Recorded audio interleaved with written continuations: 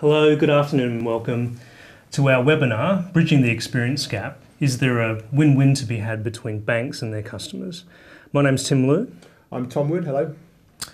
We've got you for 45 minutes. Our presentation probably goes for about 30 minutes, so hopefully that will leave time for some questions.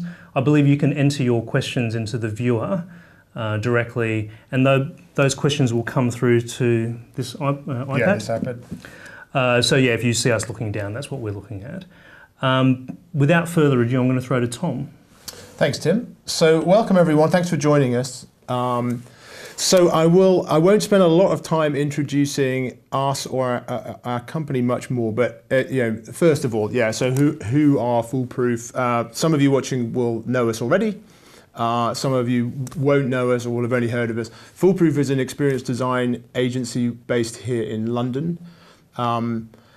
Our design philosophy really centers around this idea of the win-win. So essentially, what do we do when we're engaged in a design problem? First of all, understanding the objectives of our client, the business drivers for what we're doing, what are the outcomes that they're seeking from the commercial standpoint.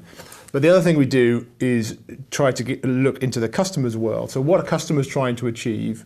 What's their purpose? What are their goals, ambitions, motivations, barriers? If we understand that world, and we get to put these two things together, and somewhere in the middle, there's quite an interesting design space where you get to think about, well, okay, where is the win-win? Are some of these sometimes competing or conflicting needs? Is there a way of resolving that to give an outcome which suits both parties?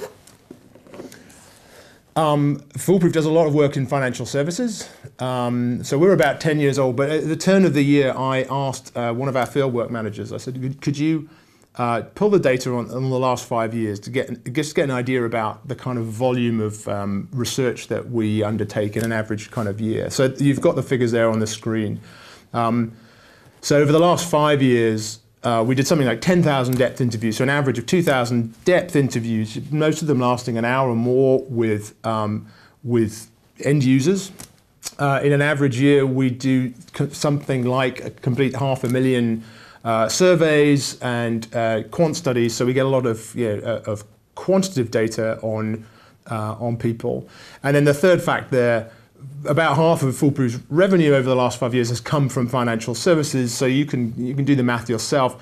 I'll summarize by saying, basically, we spend a very large amount of our working lives watching, listening, and talking to banking customers here in the UK, in Europe, and all around the world. And not only do we spend a lot of time talking to banking customers, we spend a lot of time talking to banks. Absolutely. So I suppose the question we were asking ourselves is, okay, so if we take a step back from the individual projects and research studies that we're doing, the stuff we're working on, if we try and take a step back, are there any patterns or pictures that emerge? So earlier on this year, I convened a group of about 20 people from the Foolproof user experience and design practices, really asking that question. Okay, guys, look, we spend a lot of our time, in the bank's world and in the customer's world. Let's just try and put some of that on the table and see if we can see any patterns or what's the big picture that can emerges through that. And in turn, does that help give us some clues about how we could think about formulating user experience strategy? So how would we help and advise banks and financial services companies to develop their digital products and services over time for both their ends and commercial interests, and also for the interests of their customers?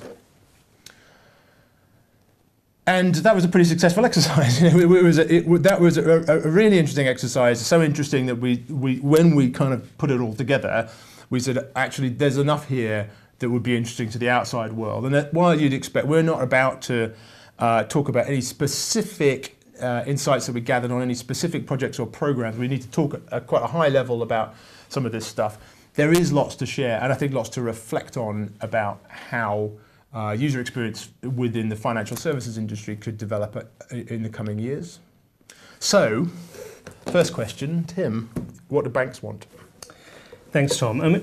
And it's worth saying that what we're going to share here is not really any detail around any particular bank's program or strategy, but really what we were looking at were what are some key patterns or themes really in the initiatives that banks have really around digital products and services.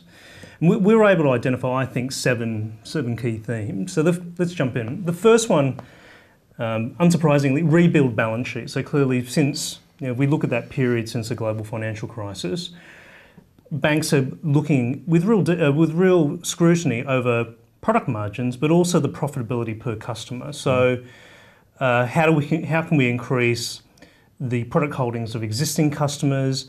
Can we generate new revenue through pay-forward services? So some of the banks are moving from free, so the UK banks specifically, moving from free banking into paid-for banking.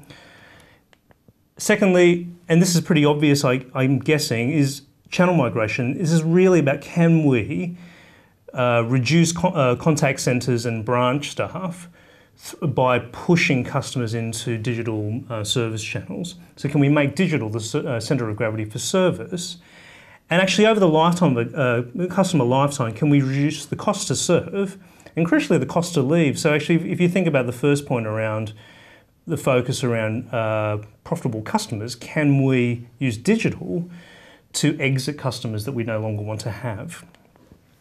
And the third is really the sort of idea of exploiting our customer database. And really this is the promise, I guess, of big data. Can we monetize the value of our customer data through sort of value-added services? And maybe, unfortunately, some of the initiatives seem to be around can we generate revenues through third parties? Can we sell this data or the value of the data through the third parties? And can we use this data to offer real-time segmentation and targeting? Can we create targeted offers for customers? So can we sell more in a more targeted way? The fourth one is pretty common, I think, amongst not just UK banks, but sort of the global banks that we deal with, is really a focus around wealth customers. Can we take our more... It's like McKinsey sent out a memo about 2 years ago saying, everyone needs to get into wealth management. That's right. You're not a bank anymore, you're a wealth manager. And so really that's sort of a lot of the initiatives really around building premium wealth services and trying to essentially change the relationship with customers from a low margin transactional banking relationship into a high value advice relationship. And international services are increasingly important given sort of highly mobile customers. And then really, can we exploit the mobile opportunity? A lot of the work that we're doing, both in terms of design research, customer insight, and interaction design, is really around understanding the new mobile context for customers with banking. And a lot of the activity has been clearly around can we transfer some of the transactional service or the basic account services that we have into a mobile interface or into an app. And sort of thinking beyond there, because this is something that the customer is carrying around all the time, we can now be in the pocket. We can be with the customer 24/7. So are there things like location-based services which allow us to, or give us the opportunity to create more value or extract more value from customers through mobile? And so more broadly speaking, we think about technology. There are new technology platforms and sort of new features and functionality that are facilitated through technology around things like financial management and planning, the use of mobile for peer-to-peer payments. I think we've seen sort of not just in the UK, but with some of our other clients globally. And really a lot of this is really driven by the fact that actually these new services are easy to introduce because it's the case of actually we can bolt on new platforms to our existing legacy. We don't need to touch our legacy systems. Yeah, technology is a sort of potent source of potential new products, services, features, offerings, and very often, yes, there are very clever third parties developing technologies or product propositions, and those can be spliced into the bank's existing user experience or layered over the top of it. Absolutely. So So building a new digital service may take our internal team 2 or 3 years, but actually if we go to that technology partner, we might have that in 6 months. And that's very, very, a very seductive thought, I think, for the banks. And then the last one really is better security and less fraud. So fraud is costing banks a lot of money, and so a lot of resources and attention of the bank is having to go into actually how can we protect ourselves against sort of this onslaught of digital fraud. So there are our seven banking things. Yes, and hopefully those will be striking a chord with some of the people watching today. That potentially, thoughts or themes that are emerging in the places that they're working or working for. So I'm going to run through. In fact, it turns out 7 things from the customer side. What do customers want? Okay, so. Number 1, get the basics right. So, and again, I'm sure there are a few heads nodding along out there. Products that are, products or services that are easy to initiate, easy to set up, easy to use. When mistakes are made, either that I as a customer create or you as the bank create, well, we're minimizing the incidence of those mistakes, and or the mitigation of those mistakes is much easier. It's easier for me to get resolution or satisfaction if I'm not happy with something. Usability standards that are now being set by global giants. So we don't look across the banking industry, and when we think about what should the standard of user experience be, we tend to think about, well, what are Apple or Samsung or Amazon doing? So these big global companies are setting the standard for how a user experience should feel. Joined up journeys and communications across channel and across time. So customers are frustrated when I don't get the same experience in one place or another, or I don't get the same experience or a continuous experience for something I started yesterday and want to pick up again today. Ugly seams, I think. Ugly seams, right.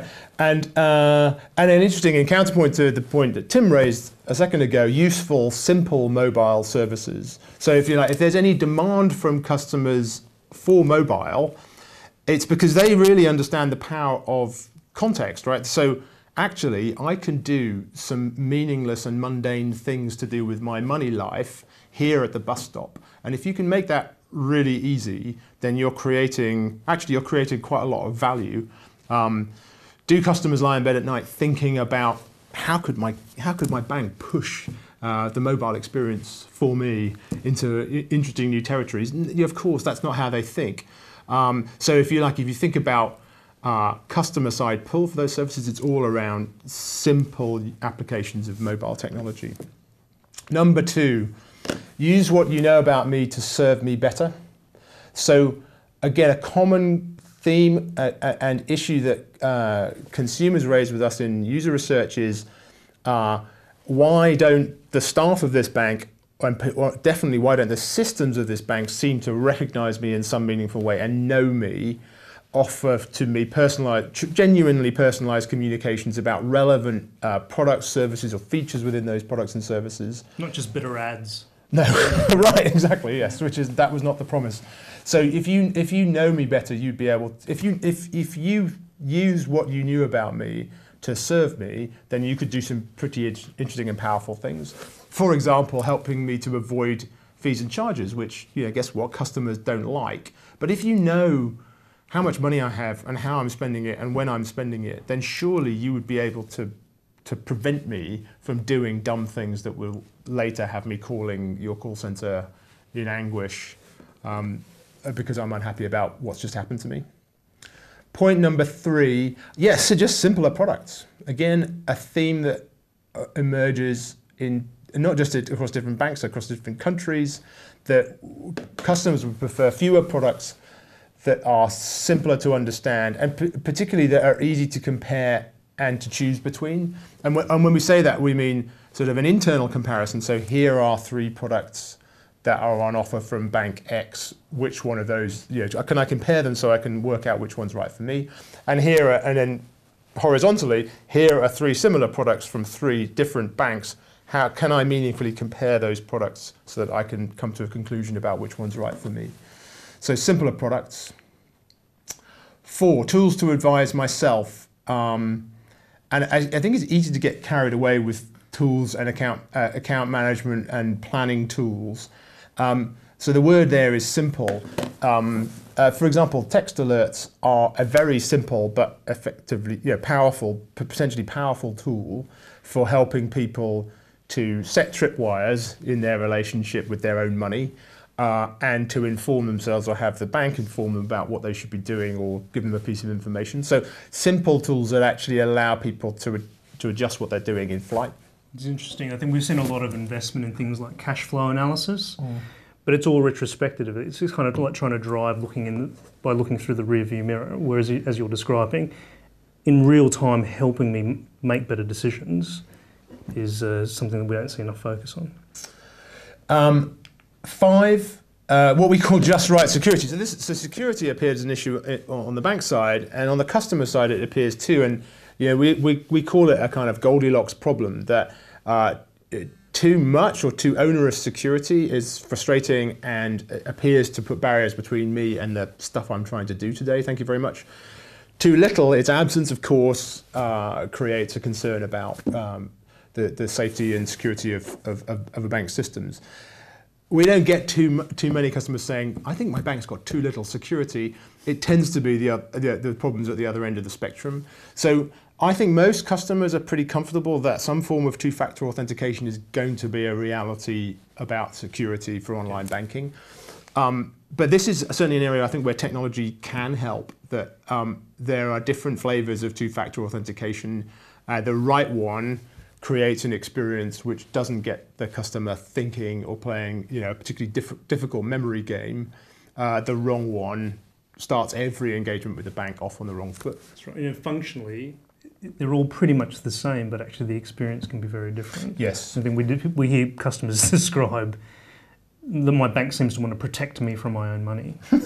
And that links to the second bullet point on that slide, which is, I don't think that banks do enough to project that they are stewards of their clients' money. So in other words, security and a bank's commitment to security doesn't only manifest itself in authentication procedures. It authenticates. It can manifest itself across the customer experience by a belief that you have got my back. You are always thinking about me and keeping what's important to me safe. And I don't think that in their messaging, banks do a particularly good job of that at all times. That's 5, 6. So evidence that my loyalty is rewarded. Again, a really common theme. Customers don't understand what they would need to do to get higher levels of service or attention at the moments when they feel that they need service and attention. They don't understand why 25 years of loyal customer with a bank doesn't manifest itself in better rates or better products. And that it might not even manifest itself as some sort of discretion over fees and charges. So, 25 years of service doesn't count for much when I've gone overdrawn for the first time. Yeah. And then finally, and this is a tough one, right? But banks that know their place. So Tim trailed it. The events of the last 5 or 6 years have given society, I think, pause for thought about what are banks and what is their role within society and what's the role of an individual bank in my individual life. So are customers convinced that banks act on behalf of their customers? And are banks even good at knowing when is the right time for them to be talking, when is the right time for them to be listening, and when is the right time for them just to simply be invisible and to really have a kind of frictionless relationship with the customer? So I think that's something that's exercising the customer. So like Tim did before, so if we bring all those points back, we're in a position where we can actually start to say, well, okay, so let's have a look at this. Come on, let's have a look at them together. Let's put them on one piece of paper and take a step back. Well, I think 2 things really strike you. One is the language is totally different. The way that, and that's understandable, right? Industries need to use shorthand, but the way banks talk about what they need to do, but even what they need to do for their customers, is not the same language that customers would use to describe. I mean, it's almost adversarial, the idea of exploitation and monetization. Yeah, data monetization is a phrase that's sort of fallen into a quite common usage. Yeah. You know, I hear that phrase once or twice a week, and the principle is sound. But if your customers could hear you talking like that about data which pertains to them, they might be concerned. Yeah. So the language is different. The other point is, what banks want and what customers want does not, I'm looking at this ahead of me now, does not appear to be immediately, the win-win is not apparent. Are there points of intersection? Yes, there are. I think there's quite a strong case that says what banks want in terms of channel migration is also something that customers want. They're quite happy really to commit to digital services. Even customers that are holdouts on digital services often describe the problem as being just a lack of a structured invitation to become a customer online. A number of the things that customers are looking for are well served by digital channels. So I don't think we see a big clash there. So there's clearly, to summarise that, there's an opportunity to draw customers towards digital services with excellent, accurate user experience that joins up across and with the other channels. Another point of intersection, we've moaned about it, but data monetization, there's something in it, right? Absolutely. So yes, the customers also know that you have a lot of information about them. And there are some objectives that customers have which could be met by using this data asset more effectively. Yeah, so I guess it's this idea of shared or mutual value to be had. Right. Yeah. But exactly right. But are you using those data assets? Can you evidence to your customers that you're using those data assets to serve and reward them more effectively? If so, I think there are uses of data which will get a big tick from customers. But if there's evidence of using that carelessly or cynically, then there's danger. Okay, and of course, what's also interesting is where are we not talking about the same thing? So, if you like, if we look at the need to rebuild balance sheets, and as you said, Tim, linked to that, a kind of focus on high value, high net worth customers, obviously you wouldn't expect that to appear on the other side of the equation with customers. So I think the message there is that you need to be careful about how you reveal your motives around segmentation and profitability. Customers are good at interpreting banks' motives. I remember back in 2007, if we were thinking about payment protection insurance being sold online, customers were perfectly well aware what was happening, what the bank's motivation was in all of this, and how that was affecting the bank's messages and relationship with them around that product. So customers are quite sensitive towards the motives of their bank where those motives are not matched with their own. So if you like, this isn't a piece of advice to say don't focus on rebuilding balance sheets and don't focus on high value customers. It's just don't communicate to the world that that's all you're about doing. And then, the other side, there's a side, and I mentioned it earlier, the other side that doesn't replicate on the customer side is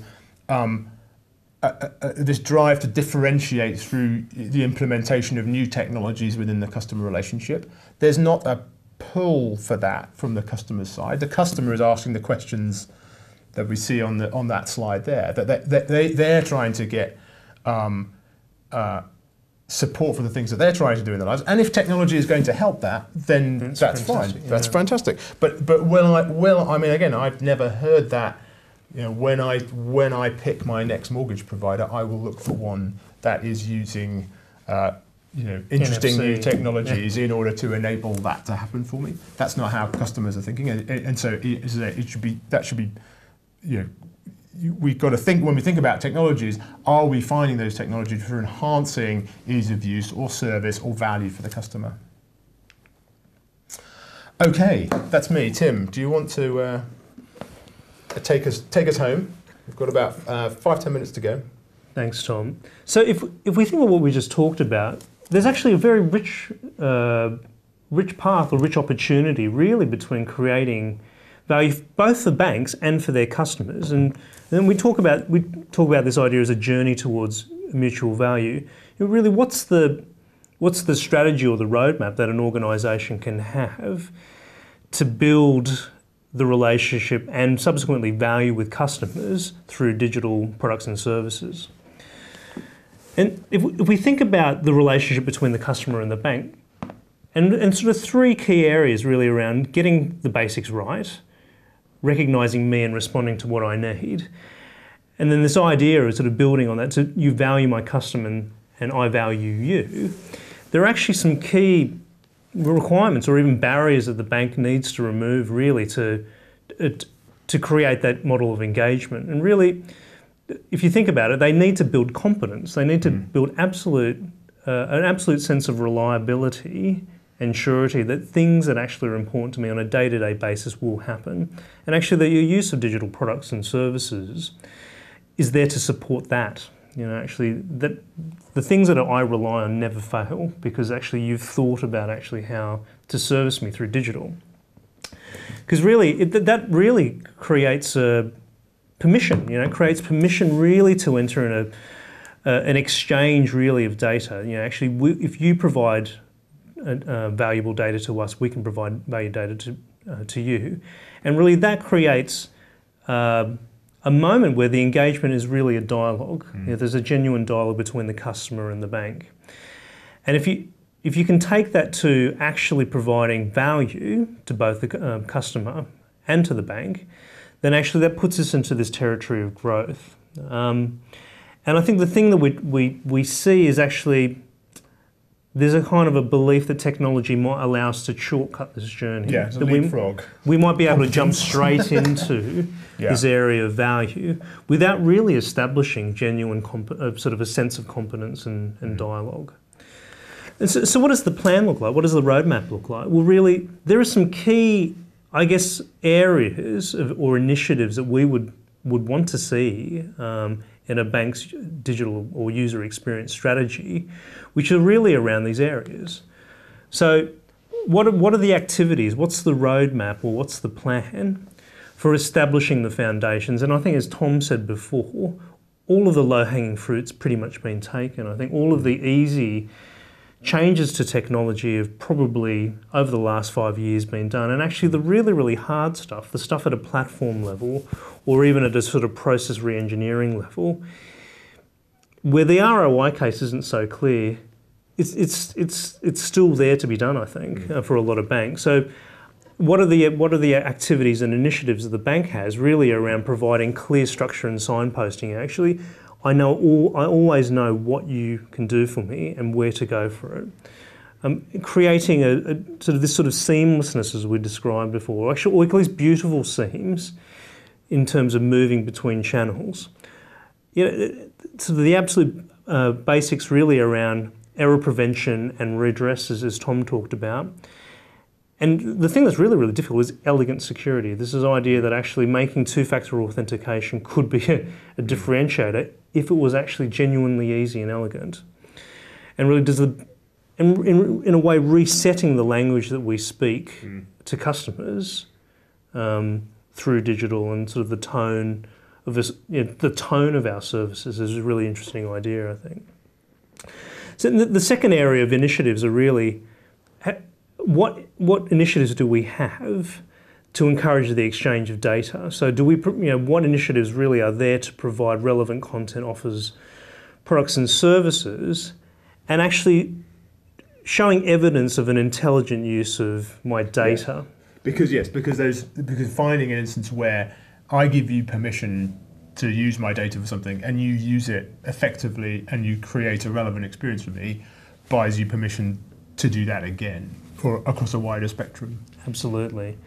And this idea of being able to evolve with the customer. So actually, obviously, the customer's relationship with the bank and their needs change over time. And actually, can we use data to actually provide a changing service, an evolving service?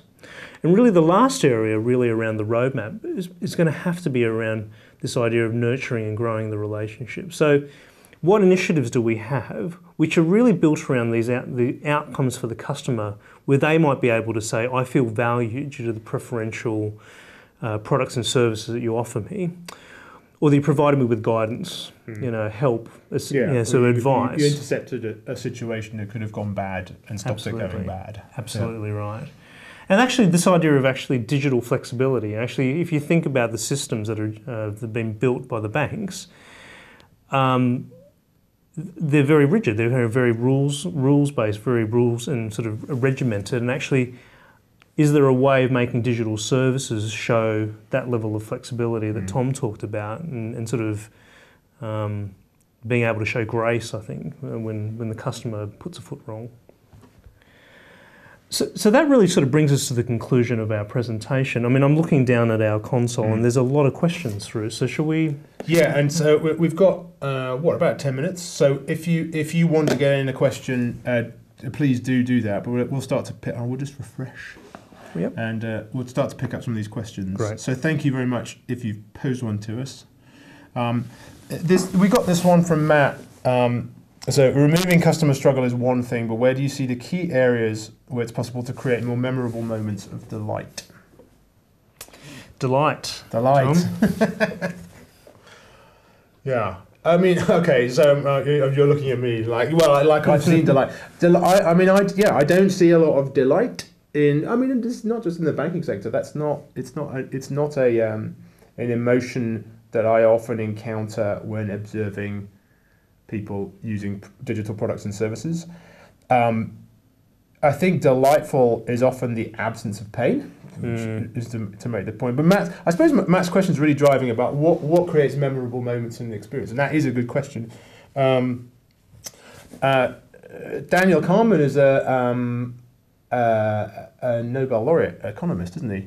And he has a thing that he calls the peak end rule.